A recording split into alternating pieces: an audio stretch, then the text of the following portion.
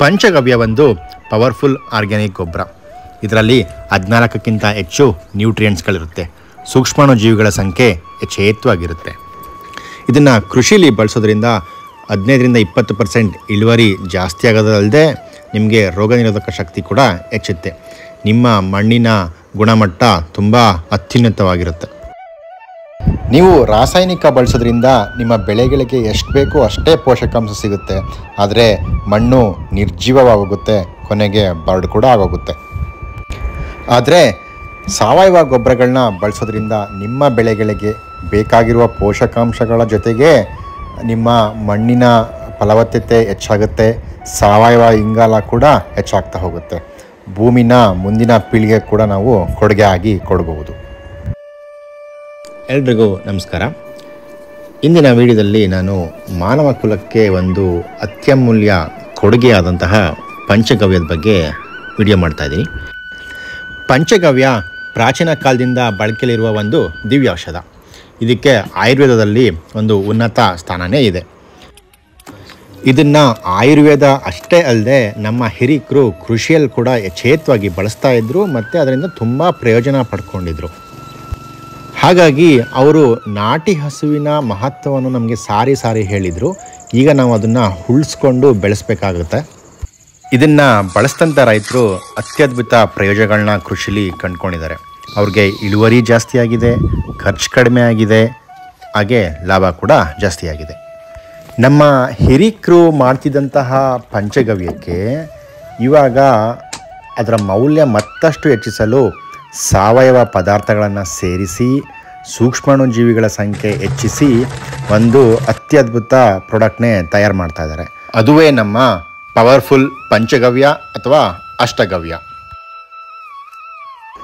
ಸಾಮಾನ್ಯವಾಗಿ ರಾಸಾಯನಿಕ ಕೃಷಿಯಿಂದ ಸಾವಯವ ಕೃಷಿಗೆ ಬರಬೇಕು ಅಂದಾಗ ಇಳುವರಿ ಕುಂಠಿತವಾಗುತ್ತೆ ಅಂತ ಎಲ್ಲರೂ ಅಂದ್ಕೊಂಡಿದ್ದಾರೆ. ಅದು ನಿಜ ಕೂಡ ಹೌದು. ಆದರೆ ಪಂಚಗವ್ಯ ಬಳಸೋದ್ರಿಂದ ನೀವು ರಾಸಾಯನಿಕ ಕೃಷಿಯಲ್ಲಿ ಮಾಡ್ತಾ ಇದ್ದಾಗ ಅದರಲ್ಲಿ ಎಷ್ಟು ಇಳುವರಿ ಬರ್ತಿತ್ತು ಅಷ್ಟೇ ಇಳುವರಿ ತೆಗೆಯೋದಕ್ಕೆ ಈ ಪಂಚಗವ್ಯ ಬಹಳ ಸಹಾಯಕಾರಿ. ಇದು ಇದರ ಪ್ರಮುಖ ಗುಣಲಕ್ಷಣ.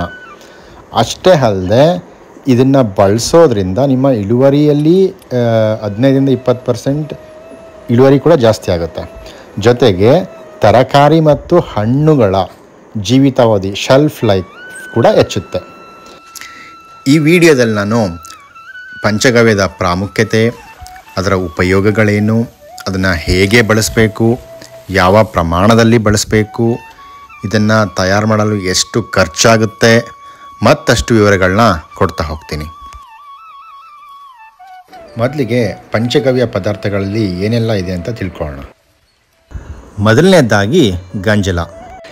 ದೇಸಿ ಹಸುವಿನ ಗಂಜಲದಲ್ಲಿ 95% ನೀರಿನಾಂಶ, 2.5% ಯೂರಿಕ್ ಆ್ಯಸಿಡ್ ಮತ್ತು ಇದರಲ್ಲಿ enzymes, iron, calcium, copper, sulphur, nitrogen ಮತ್ತು ವಿಟಮಿನ್ಸ್ ಇರುತ್ತೆ. ಎರಡನೇ ಪದಾರ್ಥ ಸಗಣಿ. ಈ ನಾಟಿ ಹಸುವಿನ ಸಗಣಿ ಅದ್ಭುತ ಏನಂದರೆ HF ಜರ್ಸಿ ಥರ ಕೆಟ್ಟು ವಾಸನೆ ಬರಲ್ಲ ಮತ್ತು ಇದು ಕಾಂಪೋಸಿಷನ್ ನೋಡಿ ಎಷ್ಟು ಗಟ್ಟಿಯಾಗಿರುತ್ತೆ. ಇದರಲ್ಲಿ nitrogen, phosphorus, potash, iron, magnesium, manganese, copper, cobalt, sulphur, calcium, zinc ಇಷ್ಟು ಇರುತ್ತೆ. ಇದಲ್ಲದೆ ಕೋಟ್ಯಾನುಕೋಟಿ ಪ್ರಯೋಜನಕಾರಿ ಸೂಕ್ಷ್ಮಜೀವಿಗಳು ಕೂಡ ಇರುತ್ತೆ. ಮೂರನೇ ಪದಾರ್ಥ ಹಾಲು. ನಿಮಗೆಲ್ಲ ಗೊತ್ತಿರೋ ಹಾಗೆ ದೇಸಿ ಹಸುವಿನ ಹಾಲನ್ನ A2 ಪ್ರೋಟೀನ್ ಹಾಲು ಅಂತ ಕರೀತಾರೆ. ಇದರಲ್ಲಿ essential fatty acids, calcium, phosphorus, 3.4% protein ಮತ್ತು 4.5% ಫ್ಯಾಟ್ ಇರುತ್ತೆ. ಹಾಗೆ ಲ್ಯಾಕ್ಟಸ್ ಕೂಡ ಇರುತ್ತೆ. ಈ ದೇಸಿ ಹಸುವಿನ ಮೊಸರಲ್ಲಿ ಪ್ರೋಟೀನ್ಸ್, ಫ್ಯಾಟ್ಸ್, ಕಾರ್ಬೋಹೈಡ್ರೇಟ್ಸ್, ವಿಟಮಿನ್ಸ್ ಮತ್ತು ಮಿನರಲ್ಸ್ ಇರುತ್ತೆ. ಅಷ್ಟೇ ಅಲ್ಲದೆ ಪ್ರೋಬಯೋಟಿಕ್ಸ್ ಮತ್ತು ಲ್ಯಾಕ್ಟಿಕ್ ಆ್ಯಸಿಡ್ ಅಂಶ ತುಂಬ ಯಥೇಚ್ಛವಾಗಿರುತ್ತೆ. ಇದನ್ನು ಕೃಷಿಲಿ ಬಳಸಿದ್ರೆ ಸೂಕ್ಷ್ಮಾಣುಜೀವಿಗಳ ಸಂಖ್ಯೆ ತುಂಬ ಹೆಚ್ಚಾಗುತ್ತೆ. ಕೊನೆಯದಾಗಿ ದೇಸಿ ಹಸುವಿನ ತುಪ್ಪ. ಇದರಲ್ಲಿ ಪ್ರೋಟೀನ್ಸ್ ಜೊತೆಗೆ ಒಮೆಗಾ 3, ಒಮೆಗಾ 9 ಫ್ಯಾಟಿ ಆ್ಯಸಿಡ್ಸ್ ಇರುತ್ತೆ. ಇಷ್ಟೇ ಅಲ್ಲದೆ ಐರನ್, ಸೋಡಿಯಂ, ಕ್ಯಾಲ್ಶಿಯಂ ಮತ್ತು ವಿಟಮಿನ್ಸ್ ಕೂಡ ಇರುತ್ತೆ. ಪಂಚಗವ್ಯ ಪದಾರ್ಥಗಳಲ್ಲಿ ಏನೇನಿದೆ ಅಂತ ತಿಳ್ಕೊಂಡ್ರಿ. ಇವಾಗ ಅದನ್ನು ತಯಾರು ಮಾಡೋಣ. ಮೊದಲಿಗೆ ನಾವು ಪಂಚಗವ್ಯಕ್ಕೆ ಬೇಕಾಗಿರುವ ಪದಾರ್ಥಗಳನ್ನು ಇಲ್ಲಿ ಇಟ್ಕೊಂಡಿದ್ದೀವಿ. ಇಲ್ಲಿ ನಾವು ದೇಸಿ ಹಸುವಿನ ಸಗಣಿ, ಗಂಜಲ, ಹಾಲು, ಮೊಸರು, ತುಪ್ಪ ಮತ್ತು ಸಾವಯವ ಪದಾರ್ಥಗಳಾದಂತಹ ಬೆಲ್ಲ, ಬಾಳೆಹಣ್ಣು ಮತ್ತು ಎಳನೀರು ತಗೊಂಡಿದ್ದೀವಿ. ಒಟ್ಟು 8 ಪದಾರ್ಥಗಳು ಇಲ್ಲಿವೆ. ಪಂಚಗವ್ಯ ತಯಾರು ಮಾಡೋಕ್ಕೆ ತುಪ್ಪದ ಪ್ರಮಾಣದ ಮೇಲೆ ಬೇರೆ ಪದಾರ್ಥಗಳ ಪ್ರಮಾಣ ಅವಲಂಬಿಸಿದೆ. ನಾವು ಮೊದಲಿಗೆ 1 kg ದೇಸಿ ಹಸುವಿನ ತುಪ್ಪಕ್ಕೆ 5 kg ದೇಸಿ ಹಸುವಿನ ಸಗಣಿನ ನಾವು ಸೇರಿಸ್ಕೋಬೇಕಾಗುತ್ತೆ. ಇದಾದ ಮೇಲೆ ಗಂಜಲನ ನಾವು 4 ಲೀಟ್ರ್ ಸೇರಿಸ್ಬೇಕಾಗುತ್ತೆ. ಆಮೇಲೆ ಹಾಲು ಮತ್ತು ಮೊಸರನ್ನ ಸೇರಿಸ್ಬೇಕು. ಈ 1 kg ತುಪ್ಪಕ್ಕೆ ಇಷ್ಟ ಆಯಿತು. ಇದ್ರ ಜೊತೆಗೆ ನಾವು ಇದನ್ನು ಎನ್ರಿಚ್ ಮಾಡೋದಕ್ಕೆ ಅಂತ ನಾವು ಮೊದಲಿಗೆ ಬೆಲ್ಲ, ಸಾವಯವ ಬೆಲ್ಲನೇ ಹಾಕಬೇಕು. ಅದಾದಮೇಲೆ ಸಾವಯವ ಬಾಳೆಹಣ್ಣು, ಕೊನೆಯದಾಗಿ ಎಳನೀರು. ಇದಿಷ್ಟು ಪಂಚಗವ್ಯ ಅಥವಾ ಅಷ್ಟಗವ್ಯ ಅಥವಾ ಮೌಲ್ಯವರ್ಧಿತ ಪಂಚಗವ್ಯ ತಯಾರಿಸಲು ಬೇಕಾಗಿರುವಂಥ ಪದಾರ್ಥಗಳು. ಸಗಣಿ ಮತ್ತು ತುಪ್ಪ ಕಲಸಾದ್ಮೇಲೆ ನೀವು ಬೇರೆ ಪದಾರ್ಥಗಳನ್ನು ಯಾವ ಆರ್ಡ್ರಲ್ಲಿ ಬೇಕಾದ್ರೂ ಹಾಕೋಬೋದು.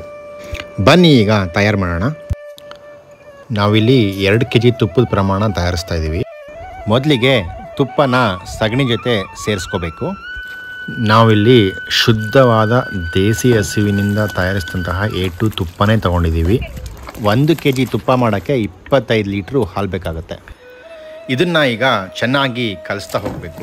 ನಾವು ಇದನ್ನು ಹೇಗೆ ಕಲಿಸ್ಬೇಕಪ್ಪ ಅಂದರೆ 2 ಕೈಯಿಂದ ಚಪಾತಿ ಹಿಟ್ಟನ್ನ ಮನೆಯಲ್ಲಿ ನಾವು ಹೇಗೆ ಕಲಿಸ್ತೀವಿ ಅದೇ ರೀತಿ ಹಿಚುಕ್ತಾ ಹೋಗಬೇಕು. ಈ ಥರ ಮಾಡೋದ್ರಿಂದ ತುಪ್ಪದಲ್ಲಿರೋ ಅಂಶ ಎಲ್ಲ ಚೆನ್ನಾಗಿ ಸಗಣಿಲಿ ಬಿಟ್ಕೊಳ್ಳುತ್ತೆ. ಈ ರೀತಿ ಚೆನ್ನಾಗಿ ಮಿಕ್ಸ್ ಮಾಡೋದ್ರಿಂದ ಸೂಕ್ಷ್ಮಾಣುಜೀವಿಗಳು ಸಂಖ್ಯೆ ಯಥೇಚ್ಛವಾಗಿ ಬೆಳೀತಾ ಹೋಗುತ್ತೆ. ಇದನ್ನು ದಿನಕ್ಕೆ 3 ಬಾರಿ 3 ದಿವಸ ಮಾಡಬೇಕು. ಚೆನ್ನಾಗಿ ಕಲಸಾದ್ಮೇಲೆ ಒಂದು ತೆಳು ಬಟ್ಟೆ ತೊಗೊಂಡು ನೆರಳಲ್ಲಿ ಮುಚ್ಚಿಡಬೇಕಾಗತ್ತೆ. ನಿಮಗೆ ತೋರ್ಸೋಕ್ಕೆ ಅಂತಲೇ 3 ದಿವಸ ಮುಂಚೆ ಸಗಣಿ ಮತ್ತು ತುಪ್ಪ ಕಲಿಸ್ಕೊಂಡಿದ್ವಿ. ಅದನ್ನು ಇವಾಗ ತೊಗೊಂಡು ಮುಂದಿನ ಐಟಮ್ ಸೇರಿಸ್ತಾ ಹೋಗ್ತೀವಿ. ಮುಂದಿನ ಐಟಮ್ ಸೇರಿಸೋಕ್ಕಿಂತ ಮುಂಚೆ ಮತ್ತೊಂದು ಸರಿ ಚೆನ್ನಾಗಿ ಕಲಿಸ್ಕೊತಾ ಇದ್ದೀವಿ. ಇದನ್ನು ಈ ರೀತಿ ಚೆನ್ನಾಗಿ ಕಲಿಸೋದ್ರಿಂದ ತುಪ್ಪದಲ್ಲಿ ಇರುವಂತಹ ಜೀವಾಣುಗಳೆಲ್ಲ ಸಗಣಿ ಜೊತೆ ಸೇರಿ ಇನ್ನೂ ಯಥೇಚ್ಛವಾಗಿ ಬೆಳೀತಾ ಹೋಗುತ್ತೆ. ನೆಕ್ಸ್ಟ್ ನಾವು ಹಾಲು ಅಥವಾ ಮೊಸರು ಸೇರಿಸ್ಕೋಬೇಕು. ನಾವಿವಾಗ ಮೊಸರು ತಗೋತಾ ಇದ್ದೀವಿ. ಚೆನ್ನಾಗಿ ಕಲಸಿರೋ ತುಪ್ಪ ಮತ್ತು ಸಗಣಿಗೆ ಇವಾಗ ಮೊಸರು ಸೇರಿಸ್ತಾ ಇದ್ದೀವಿ. ಈ ರೀತಿ ಮೊಸರು ಸೇರಿಸ್ಬಿಟ್ಟು ಮತ್ತೆ ಚೆನ್ನಾಗಿ ಕಲಿಸ್ತಾ ಹೋಗಬೇಕು. ಒಂದು 2-3 ನಿಮಿಷ ಚೆನ್ನಾಗಿ ಕಲಿಸಿದ್ರೆ ಮತ್ತೆ ಮೊಸರು ಅದ್ರ ಜೊತೆ ಸೇರಿಕೊಂಡು ಚೆನ್ನಾಗಿ ಫರ್ಮೆಂಟೇಷನ್ ಆಗ್ತಾ ಹೋಗುತ್ತೆ. 5ನೇ ದಿವಸ ನಾವು ಈಗ ದೇಸಿ ಹಸುವಿನ ಹಾಲನ್ನು ಹಾಕಬೇಕು. ಅದಕ್ಕೋಸ್ಕರ ನಾವು ಫ್ರೆಶ್ ಆಗಿ ದೇಸಿ ಹಸುವಿನ ಹಾಲನ್ನ ಕರಿತಾ ಇದ್ದೀವಿ. ಈಗ ಕರೆದ ಹಾಲನ್ನ ನಾವು ಮುಂದೆ ಪಂಚಗವ್ಯ ತಯಾರಿಸಲಿಕ್ಕೆ ಸೇರಿಸಬೇಕಾಗತ್ತೆ. ನಾವಿಲ್ಲಿ ಪಂಚಗವ್ಯ ಪದಾರ್ಥಗಳನ್ನ 1 ಗಂಟೆ ಬಿಟ್ಟು ಸೇರಿಸ್ತಾ ಹೋಗ್ತಾ ಇದ್ದೀವಿ. ನಿಮಗೆ ಈ ವಿಡಿಯೋ ಮಾಡಿ ತೋರಿಸೋದಕ್ಕೋಸ್ಕರ. ಇಲ್ಲಾಂದರೆ ನಾವು ಎಲ್ಲ ಪದಾರ್ಥನೂ 1 ದಿವಸ ಬಿಟ್ಟು ಹಾಕ್ತಾ ಹೋಗ್ತೀವಿ. ತುಪ್ಪ ಮತ್ತು ಸಗಣಿಗೆ ನಾವು ಮೊಸರು ಸೇರಿಸಿದ್ವಿ. ಇವಾಗ ಕರೆದಂತಹ ಹಾಲನ್ನ ಸೇರಿಸ್ಬೇಕಾಗತ್ತೆ. ಇವಾಗ 6 ಲೀಟ್ರ್ ಹಾಲು ಪಂಚಗವ್ಯಕ್ಕೆ ಹಾಕ್ತೀವಿ.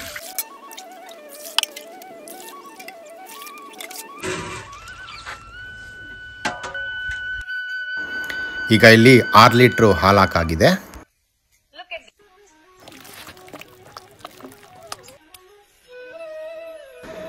ಇದನ್ನು ಈ ರೀತಿ ಚೆನ್ನಾಗಿ ಕಲಸಿ ಇದನ್ನು 1 ದಿವಸ ಬಿಟ್ಟು ನಾಳೆ ಮಾರನೇ ದಿವಸ ಗಂಜಲದ ಜೊತೆ ಸೇರಿಸ್ಬೇಕಾಗತ್ತೆ. 4 ಪದಾರ್ಥ ಆಗಿತ್ತು. ಇವಾಗ 5ನೇ ಪದಾರ್ಥ ಗಂಜಲ ಸೇರಿಸ್ತಾ ಇದ್ದೀವಿ. ಗಂಜಲದಲ್ಲಿ ಯಥೇಚ್ಛವಾಗಿ ಯೂರಿಕ್ ಆ್ಯಸಿಡ್ ಕಂಟೆಂಟ್ ಇರೋದ್ರಿಂದ ನಾವು ಗಂಜಲನ ಪಂಚಗವ್ಯ ಪದಾರ್ಥಗಳ ಜೊತೆ ಸೇರಿದಾಗ ಈ ಫರ್ಮೆಂಟೇಷನ್ ಪ್ರೋಸೆಸ್ ತುಂಬ ಯಥೇಚ್ಛವಾಗಿ ಆಗುತ್ತೆ. ನೀವು ಇಲ್ಲಿ ನೋಡ್ಬೋದು ಈ ಫರ್ಮೆಂಟೇಷನ್ ಪ್ರೋಸೆಸ್ಸು ಇಲ್ಲಿ ಹೇಗಾಗುತ್ತೆ ಅಥವಾ ರಿಯಾಕ್ಷನ್ ಹೇಗಾಗುತ್ತೆ ಅಂತ ನೀವು ನೋಡ್ತಾ ಹೋಗ್ಬೋದು. ಯೂರಿಕ್ ಆ್ಯಸಿಡ್ ಯಥೇಚ್ಛವಾಗಿರೋದ್ರಿಂದ ಈ ರೀತಿ ರಿಯಾಕ್ಷನ್ ಆಗ್ತಾ ಇದೆ.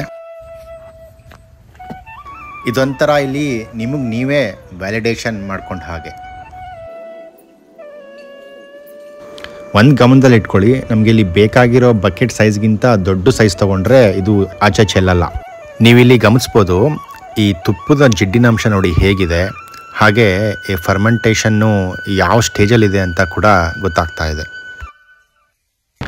ಅಲ್ಲಿಗೆ ನಾವು 5 ಪದಾರ್ಥಗಳು, ಪಂಚಗವ್ಯದ 5 ಪದಾರ್ಥಗಳು ಹಾಕಾಯಿತು. ನಾವು ನಾಳೆ ದಿವಸ 6ನೇ ಪದಾರ್ಥ ಹಾಕ್ತೀವಿ, ಅದು ಎನ್ರಿಚ್ ಮಾಡೋದಕ್ಕೆ. ನಮ್ಮದೇ ತೋಟದಲ್ಲಿ ಪಂಚಗವ್ಯ, ಎರೆಜಲ ಎಲ್ಲ ಬೆಳೆದಿರುವಂತಹ ಸಾವಯವ ಬಾಳೆಹಣ್ಣನ್ನೇ ನಾವು ಇಲ್ಲಿ ಬಳಸ್ತಾ ಇದ್ದೀವಿ. ಚೆನ್ನಾಗಿರೋ ಬಾಳೆಹಣ್ಣನ್ನೇ ಹಾಕಬೇಕು ಅಂತೇನಿಲ್ಲ, ಕೊಳ್ತೋಗಿರೋ ಬಾಳೆಹಣ್ಣು ಕೂಡ ಹಾಕ್ಬೋದು ನಾವು ಇಲ್ಲಿ. ಈ ರೀತಿ ಮಿಕ್ಸಿ ಮಾಡಿಕೊಂಡು ಪೇಸ್ಟ್ ಥರ ಮಾಡ್ಕೊಳ್ಳೋದ್ರಿಂದ ನಮಗೆ ಫರ್ಮೆಂಟೇಷನ್ಗೆ ತುಂಬ ಹೆಲ್ಪ್ ಆಗುತ್ತೆ.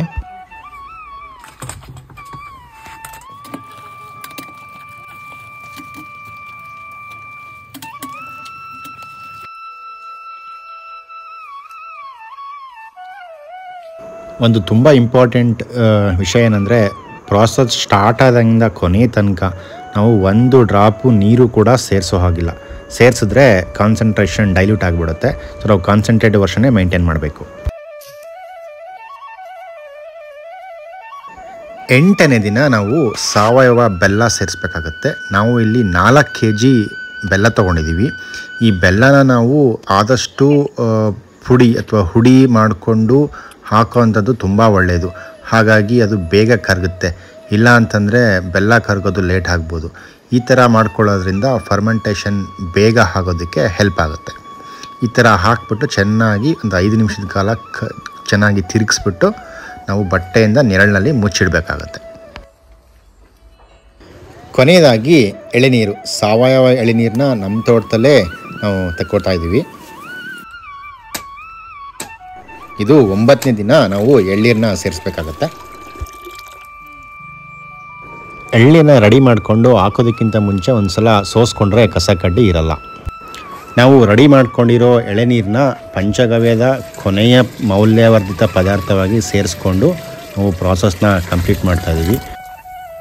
ಈ ಎಳೆನೀರಿನಲ್ಲಿರುವಂತಹ ನ್ಯೂಟ್ರಿಯೆಂಟ್ಸ್ ಕೂಡ ಇದರ ಜೊತೆಗೆ ಸೇರಿಸ್ಕೊಂಡು ಮೈಕ್ರೋಬಿಯಲ್ ಆ್ಯಕ್ಟಿವಿಟೀಸ್ ಹೆಚ್ಚಾಗೋದಕ್ಕೆ ಸಹಾಯ ಮಾಡುತ್ತೆ.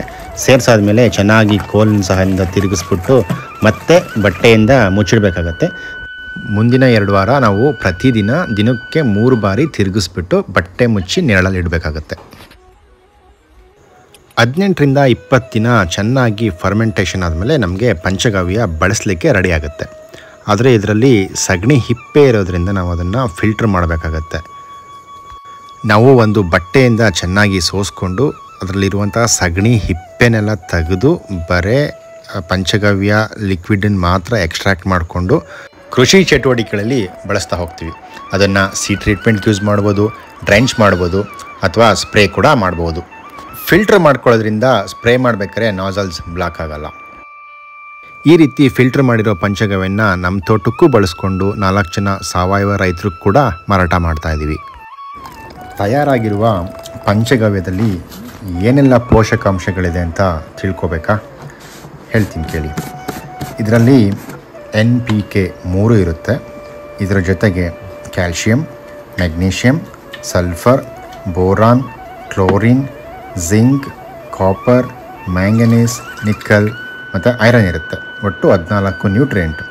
ಇದು ಅಲ್ಲದೆ ಗ್ರೋತ್ ಪ್ರಮೋಟರ್ಗಳಾದಂತಹ ಗಿಬ್ರಲಿಕ್ ಆ್ಯಸಿಡ್, ಇಂಡೋಲಸಿಟಿಕ್ ಆ್ಯಸಿಡ್ ಮುಂತಾದವುಗಳು ಇರ್ತವೆ. ಅಲ್ಲದೆ ಇದರಲ್ಲಿ ಸೂಕ್ಷ್ಮಾಣುಜೀವಿಗಳ ಸಮೂಹನೇ ಇರುತ್ತೆ. Lactobacillus, auxins, Azotobacter, Pseudomonas, phosphorus bacteria ಇಷ್ಟು ಕೂಡ ಇದೆ. ಇಷ್ಟೆಲ್ಲ ಇರೋ ಪಂಚಗವ್ಯ ಆ್ಯಂಟಿಬಯೋಟಿಕ್ ಪ್ರಾಪರ್ಟೀಸ್ ಇರೋದ್ರಿಂದ ಇದು ಕೀಟನಾಶಕ ಆಗಿ ಕೂಡ ಕೆಲಸ ಮಾಡುತ್ತೆ. ನೀವು ಇಷ್ಟೊತ್ತು ಪಂಚಗವ್ಯನ ಹೆಂಗೆ ತಯಾರಿಸೋದು ಮತ್ತು ಅದರಲ್ಲಿ ಏನೆಲ್ಲ ಪೋಷಕಾಂಶಗಳಿದೆ ಅಂತ ತಿಳ್ಕೊಂಡ್ರಿ.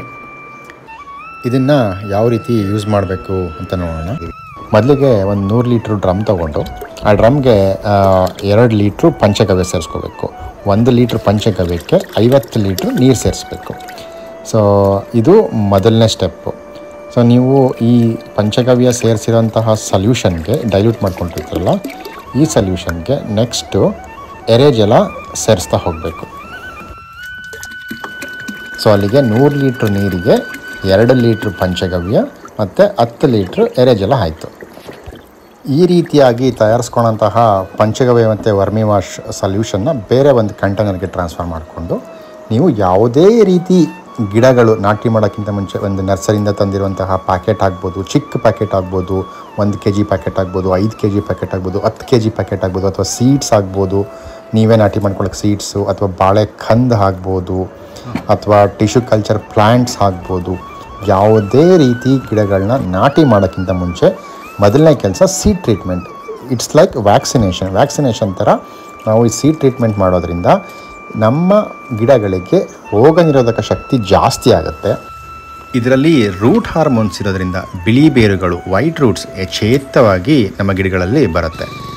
ಇದರಿಂದ ನಿಮ್ಮ ಗಿಡಗಳು ಆರೋಗ್ಯಕರವಾಗಿ, ದಷ್ಟಪುಷ್ಟವಾಗಿ, ರೋಗ ನಿರೋಧಕ ಶಕ್ತಿ ಹೆಚ್ಚಿಸ್ಕೊಂಡು ತುಂಬ ಚೆನ್ನಾಗಿ ಬೆಳವಣಿಗೆ ಬರುತ್ತೆ.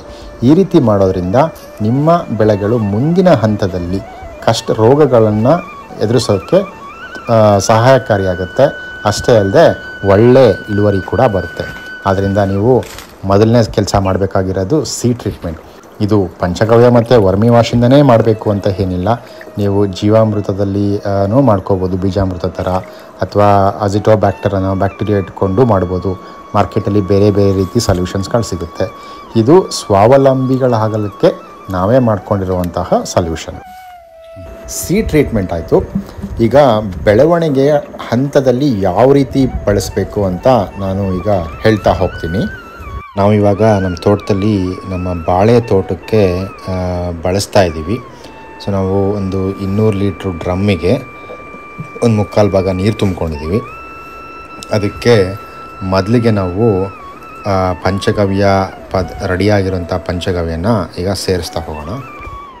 ನಾನು ಡಾಕ್ಟರ್ ಸುಲ್ತಾನ್ ಇಸ್ಮಾಯಿಲ್ ಅಂತ ಸಾಯಿಲ್ ಬಯಾಲಜಿಸ್ಟ್, ಎಕೋಲಾಜಿಸ್ಟ್ ಮತ್ತು ಎರೆಜಲ ಕಂಡುಹಿಡಿದವರು. ಇವರು ಕೊಟ್ಟಿರುವಂತಹ ಫಾರ್ಮುಲಾ ಎರೆಜಲ ಮತ್ತು ಪಂಚಗವ್ಯನ ಮಿಕ್ಸ್ ಮಾಡಿ ಬಳಸೋದ್ರಿಂದ ರಿಸಲ್ಟ್ಸು ತುಂಬ ಚೆನ್ನಾಗಿ ಅದ್ಭುತವಾಗಿ ಬರುತ್ತೆ. ಹಾಗಾಗಿ ಮೊದಲಿಗೆ ನಾವು ಒಂದು 20 ಲೀಟ್ರು ಎರೆಜಲ ವರ್ಮಿ ವಾಶ್ನ 200 ಲೀಟ್ರ್ ಡ್ರಮ್ಮಿಗೆ ಸೇರಿಸ್ತಾ ಇದ್ದೀವಿ. ಇದು 1:10 ರೇಷಿಯೋ ವರ್ಮಿ ವಾಶ್. ಈಗ ನಾವು ಅದಕ್ಕೆ 4 ಲೀಟ್ರ್ ಪಂಚಗವ್ಯ ಸೇರಿಸ್ತಾ ಇದ್ದೀವಿ. ನಾವು ಇಲ್ಲಿ ನೋಡ್ತಾ ಇರೋ ಪಂಚಗವ್ಯ ಇದು ಫಿಲ್ಟ್ರ್ ಮಾಡಿಲ್ಲ, ಹಾಗೆ ಸಗಣಿ ಹಿಪ್ಪೆ ಜೊತೆನೇ ಹಾಕ್ತಾಯಿದ್ದೀವಿ. ಯಾಕೆಂದರೆ ನಾವು ಡ್ರೆಂಚ್ ಮಾಡ್ತಾ ಇದ್ದೀವಿ. ಸ್ಪ್ರೇ ಆದರೆ ಫಿಲ್ಟ್ರ್ ಮಾಡಬೇಕು. ಈಗ ಚೆನ್ನಾಗಿ ಮಿಕ್ಸ್ ಮಾಡ್ಕೊಂಡ ನಂತರ ಅದು ನಾವು ಮತ್ತೆ ನೀರು ಸೇರಿಸ್ಕೊಂಡು ಅದಕ್ಕೆ ಈಗ ಅದನ್ನು ನಾವು ನಮ್ಮ ಬಾಳೆ ಗಿಡದ ಬುಡಕ್ಕೆ ಡ್ರೆಂಚ್ ಮಾಡೋಕ್ಕೆ ಹೋಗ್ತಾಯಿದ್ದೀವಿ. ಒಂದೊಂದು ಬಾಳೆ ಗಿಡಕ್ಕೆ ನಾವು ಒಂದು 2 ಲೀಟ್ರು ಅಂತೆ ಡ್ರೆಂಚ್ ಮಾಡ್ತಾಯಿದ್ದೀವಿ. ಬಾಳೆ ಚಿಕ್ಕದಿದ್ರೆ 1 ಲೀಟ್ರ್ ಡ್ರೆಂಚ್ ಮಾಡ್ಬೋದು. ಮತ್ತೊಂದು ಪದ್ಧತಿ ಸ್ಪ್ರೇ ಮಾಡಲಿಕ್ಕೆ. ಸೊ ನಾವು ಇವಾಗ ಏನು ಮಿಕ್ಸ್ ಮಾಡಿದ್ವಿ ಅದೇ ರೀತಿ ಮಿಕ್ಸ್ ಮಾಡಿಕೊಂಡು ನಾವು ನಮ್ಮ ಯಾವುದೇ ಬೆಳೆಗಳಾಗ್ಬೋದು ಅದಕ್ಕೆ ಫಾಲಿಯರ್ ಸ್ಪ್ರೇ ಮೇಲ್ಬದರಿಂದ ಸ್ಪ್ರೇ ಮಾಡಿದ್ರೆ ನಮಗೆ ಅತ್ಯದ್ಭುತವಾದ ರಿಸಲ್ಟ್ ಬರುತ್ತೆ. ಈ ಪಂಚಗವ್ಯ ವರ್ಮಿ ವಾಶ್ನ ಡ್ರೆಂಚ್ ಮಾಡೋದಕ್ಕಿಂತ ಸ್ಪ್ರೇ ಮಾಡಿದ್ರೆ ನಿಮಗೆ ರಿಸಲ್ಟ್ಸು ತುಂಬ ಚೆನ್ನಾಗಿ ಬರ್ತಿದೆ. ನಾವು ಇಲ್ಲಿ ನಿಮಗೆ ತೋರಿಸ್ತಾ ಇರೋದು ನಮ್ಮ ಮಾವಿನ ತೋಟಕ್ಕೆ ಸ್ಪ್ರೇ ಮಾಡ್ತಾ ಇರೋವಂಥದ್ದು. ಈ ರೀತಿ ಪಂಚಗವ್ಯ ಮತ್ತು ವರ್ಮಿ ವಾಶ್ನ ಕಾಂಬಿನೇಷನ್ ಬೆಳೆಸಿದ್ರೆ ನಮ್ಮ ಇಳುವರಿ 15ರಿಂದ 25% ತನಕ ಜಾಸ್ತಿ ಆಗುತ್ತೆ. ಅದಲ್ಲದೆ ಕ್ವಾಲಿಟಿ ಅಂತೂ ತುಂಬ ಅದ್ಭುತವಾಗಿ ಬರುತ್ತೆ. ನೋಡಿ ನಮ್ಮ ಈ ಕಾಯಿ ಎಷ್ಟು ಶೈನಿಂಗ್ ಇದೆ, ಎಷ್ಟು ತೂಕ ಬರ್ತಾ ಇದೆ ಅಂದರೆ ತುಂಬ ಚೆನ್ನಾಗಿ ಬಂದಿದೆ. ಮುಂಚೆ ಪಂಚಗವ್ಯ ಯೂಸ್ ಮಾಡದೆ ಬಾಳೆ ಬೆಳೆದಿದ್ದೆ. ಆವಾಗ ಆ್ಯಾವ್ರೇಜ್ 4 kg ಇತ್ತು. ಇವಾಗ ನೋಡಿ ನನಗೆ ತೂಕ 15 kg ತನಕ ಬಂದಿದೆ. ಆ್ಯಾವ್ರೇಜ್ 11 kg ಹತ್ರ ಇದೆ. ಸಾವಯವ ರೈತರು ಹೆಮ್ಮೆಯಿಂದ ಹೇಳ್ಕೊಳ್ಳೋ ಥರ ನಮ್ಮ ಬಾಳೆ ಯಾವ ಕೆಮಿಕಲ್ ಬಾಳೆಗೂ ಕಮ್ಮಿ ಇಲ್ಲ. ನೀವು ಕೂಡ ಇದೇ ರೀತಿ ಒಳ್ಳೆ ಇಳುವರಿ ತೊಗೋಬೇಕು ಅಂತಂದರೆ ಇವಾಗಲೇ ನೀವೇ ಪಂಚಗವ್ಯ ತಯಾರು ಮಾಡ್ಕೊಳ್ಳಿ. ಅದನ್ನು ಎರೆಜಲ ಜೊತೆ ಮಿಕ್ಸ್ ಮಾಡಿಬಿಟ್ಟು ನಿಮ್ಮ ತೋಟಕ್ಕೆ ಬಳಸ್ತಾ ಹೋಗಿ. ನಿಮಗೆ ಗೊತ್ತಾಗುತ್ತೆ ರಿಸಲ್ಟ್ಸು ಎಷ್ಟು ಚೆನ್ನಾಗಿ ಬರ್ತಾಯಿದೆ ಅಂತ. ಈ ಪಂಚಗವ್ಯ ಬಂದು ಸರ್ವ ಬೆಳೆಗೂ, ಸರ್ವಕಾಲಕ್ಕೂ ಸರ್ವಮದ್ದು ಅಂತ ಹೇಳಿದ್ರೆ ತಪ್ಪಾಗಲ್ಲ. ಯಾಕೆಂದರೆ ಇದು ಗ್ರೋತ್ ಪ್ರಮೋಟರ್ ಮತ್ತು ರೋಗ ನಿರೋಧಕ ಶಕ್ತಿ ಯಥೇಚ್ಛವಾಗಿ ಹೊಂದಿದೆ. ನೀವು ಇದನ್ನು ತಯಾರಿಸ್ಕೊಂಡು ಕೃಷಿಲಿ ಬಳಸೋದ್ರಿಂದ ಅಧಿಕ ಇಳುವರಿ ಮತ್ತು ಅಧಿಕ ಲಾಭ ಖಂಡಿತವಾಗೂ ಸಿಗುತ್ತೆ. ಈಗ ಈ ಪಂಚಗವ್ಯ ತಯಾರಿಸೋದಕ್ಕೆ ಎಷ್ಟು ಖರ್ಚಾಗುತ್ತೆ ಅಂತ ನೋಡೋಣ. ತುಪ್ಪ 1 kg ಸಾಮಾನ್ಯವಾಗಿ 2 ರಿಂದ 3 ಸಾವಿರ ರೂಪಾಯಿ ಇರುತ್ತೆ. ನಾಟಿ ಹಸುವಿನ ತುಪ್ಪ ಕಡಿಮೆಗೂ ಸಿಗ್ಬೋದು, ಇದು ಮಾರ್ಕೆಟ್ ರೇಟು. ಹಾಲು 1 ಲೀಟ್ರು 70 ರಿಂದ 80 ರೂಪಾಯಿ ತನಕ ಇದೆ. ಮೊಸರು ಅಷ್ಟೇ ರೇಟ್ ಇದೆ. ಬೆಲ್ಲನೂ 80 ರೂಪಾಯಿನೇ ಅಂದ್ಕೊಳ್ಳಿ. ಬಾಳೆಹಣ್ಣು ಚೇಂಜ್ ಆಗ್ತಾ ಇರುತ್ತೆ, ಕನಿಷ್ಠ ಒಂದು 60 ರೂಪಾಯಿಯಿಂದ 100 ರೂಪಾಯಿ ತನಕ ಇರುತ್ತೆ.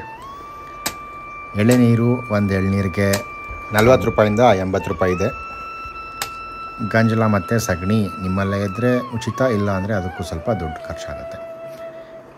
ಒಟ್ಟು ನೀವು 1 kg ತುಪ್ಪದ ಪ್ರಮಾಣದಲ್ಲಿ ಮಾಡೋದಕ್ಕೆ ನಿಮಗೆ ಸಾಮಾನ್ಯವಾಗಿ 3500 ರೂಪಾಯಿ ಖರ್ಚಾಗುತ್ತೆ. ಅದಲ್ಲದೆ ನಿಮಗೆ ಕೂಲಿ 1,000 ರೂಪಾಯಿ ತನಕ ಬರುತ್ತೆ. ಒಟ್ಟು ಒಂದು 4500 ರೂಪಾಯಿಂದ 4800 ರೂಪಾಯಿ ತನಕ ಖರ್ಚು ಬರುತ್ತೆ. ಇದು ನೀವು ಮಾಡಿಕೊಂಡ್ರೆ ಖರ್ಚು. ಸೊ ಅದೇ ನೀವು ಮಾರ್ಕೆಟಲ್ಲಿ ತೊಗೊಂಡ್ರೆ 1 ಲೀಟ್ರಿಗೆ 500 ರೂಪಾಯಿಂದ 600 ರೂಪಾಯಿ ಇದೆ. ಅಥವಾ ಅಮೆಝಾನಲ್ಲಿ ಏನು ನೋಡ್ತೀನಿ ಅಂದರೆ 1,000 ರೂಪಾಯಿ ಎಲ್ಲ ಇದೆ. ನೀವೇ ಮಾಡಿಕೊಂಡ್ರೆ ಕಡಿಮೆಗೆ ಬೀಳುತ್ತೆ. ಅಕಸ್ಮಾತ್ ನಿಮಗೆ ಮಾಡ್ಕೊಳಕ್ಕಾಗಲಿಲ್ಲ ಅಂದರೆ ನಮ್ಮಲ್ಲಿ ಎಲ್ಲ ಕರ್ನಾಟಕದಾದ್ಯಂತ ಡೆಲಿವರಿ ಸೌಲಭ್ಯ ಇದೆ. ನಮಗೆ ಕರೆ ಮಾಡಿ ನಿಮ್ಮ ಆರ್ಡ್ರನ್ನ ಪ್ಲೇಸ್ ಮಾಡ್ಬೋದು. ನಮ್ಮಲ್ಲಿ ಸ್ಟಾಕ್ ಇದ್ದರೆ ತಕ್ಷಣ ಡೆಲಿವರಿ ಕೊಡ್ತೀವಿ, ಇಲ್ಲ ಅಂತಂದರೆ ಒಂದು 2 ರಿಂದ 3 ವಾರ ತನಕ ಟೈಮ್ ಆಗ್ಬೋದು. ಸೊ ಇಷ್ಟು ಹೇಳ್ತಾ ನಾನು ಇವತ್ತಿನ ಪಂಚಗವ್ಯ ಬಗ್ಗೆ ಮಾಹಿತಿ ಕೊಟ್ಟು ಅದರ ಉಪಯೋಗಗಳನ್ನು ಹೇಳ್ತಾ, ಸೊ ಅದರಿಂದ ನಿಮ್ಮ ಇಳುವರಿ ಮತ್ತು ಲಾಭವನ್ನು ಜಾಸ್ತಿ ಮಾಡ್ಕೊಳ್ಳಿ ಅಂತ ಹೇಳ್ತಾ ಈ ವಿಡಿಯೋ ಮುಗಿಸ್ತಾ ಇದ್ದೀನಿ. ನನ್ನ ಈ ವಿಡಿಯೋ ನೋಡಿದ ಎಲ್ರಿಗೂ ಧನ್ಯವಾದಗಳು. ದಯಮಾಡಿ ಈ ವಿಡಿಯೋನ ಎಲ್ರಿಗೂ ಶೇರ್ ಮಾಡಿ ನಮ್ಮ ಚಾನಲ್ಗೆ ಸಬ್ಸ್ಕ್ರೈಬ್ ಮಾಡ್ಕೊಳ್ಳಿ. Thank you.